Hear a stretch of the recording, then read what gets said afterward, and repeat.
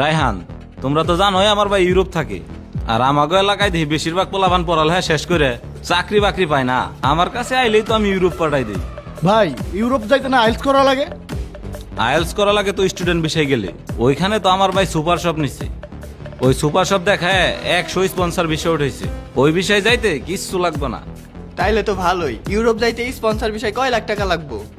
দূরের মানুষের কাছ থেকে তো 16-17 লাখ করে নিতেছি। আমাগো এলাকায় থেকে যদি কেউ যায় তার কাছ থেকে আমি 14 লাখ করে নিমু। ভাই টাকা কি সব আগে দেওয়া লাগবো নাকি? অগ্রিম 1 টাকাও দেওয়া লাগবে না। শুধু ভিসা প্রসেসিং এর জন্য 1 লাখ টাকা নিমু। ওইটাও আবার স্টাম্প করে। যদি না পাঠাইতে পারি সম্পূর্ণ টাকা ফেরত দিমু। ইস, ভালো একটা সুযোগ আসলো। 5-7 লাখ টাকা হইলে আমিও যাইতাম। দেখো আর একটু চেষ্টা করে আর কয়েক লাখ টাকা ব্যবস্থা করতে পারো নাকি। আর একবার যদি ইউরোপ যাও তোমার লাইফ সেটেল। মাহফুজ ভাই, আমি আমার ভাইয়ের সাথে কথা বলে দেখি, তারপরে আপনারা জানাবো না। আমাদের এলাকায় থেকে যদি কেউ ইউরোপ যাইতে চায় তাড়াতাড়ি জানাইতে কইও। আমার ভাই আবার চলে আসতেছে। আর ইউরোপের বিষয় কিন্তু বেশি দিন হাতে থাকে না। ঠিক আছে ভাই। আচ্ছা, আজকে তাহলে আমি উঠি। ভাই আমি আর লেখাপড়া করুম না, আমি ইউরোপ চলে যাবো। যাইতে পারলে আমাকে জন্য অনেক ভালো হইব। আর আমার ছোটবেলায় থেকে স্বপ্ন আমি ইউরোপ যাবো। তুমি যেমনি হোক আমার পাঠাই দাও। লেখাপড়া বাদ দে, তুই ইউরোপ চলে যাবি। ইউরোপ চলে যাওয়া কি মুখের কথা নাকি? ভাই ভালো একটা সুযোগ আছে। পূর্বপাড়ার হাসান ভাই আছে না, ইউরোপ থাকে। সে নাকি অনেকগুলো ভিসা নিয়ে দেশে আসতেছে। তার ভাই মাহফুজ কইলো 14 লাখ টাকা লাগবে যাইতে। অনেক ভালো হইব, আমার পাঠাই দাও ভাই।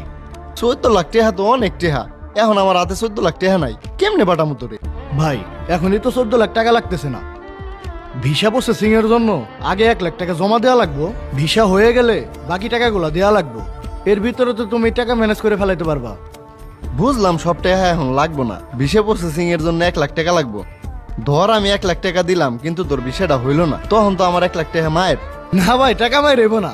ওনরা টাকা নেওয়ার সময় স্ট্যাম্প করে দিব। আমারে যদি না পাঠাইতে পারে তাইলে আমার টাকা ফেরত দিয়ে দিব।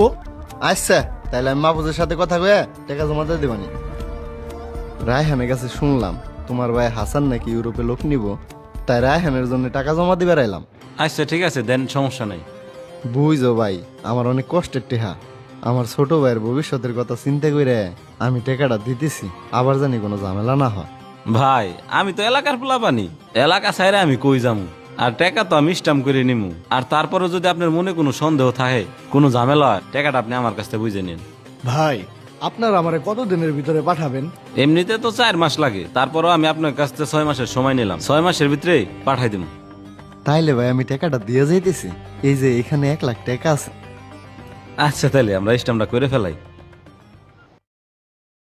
ভাই তোমার যে জমিটার কথা কইছিলাম না,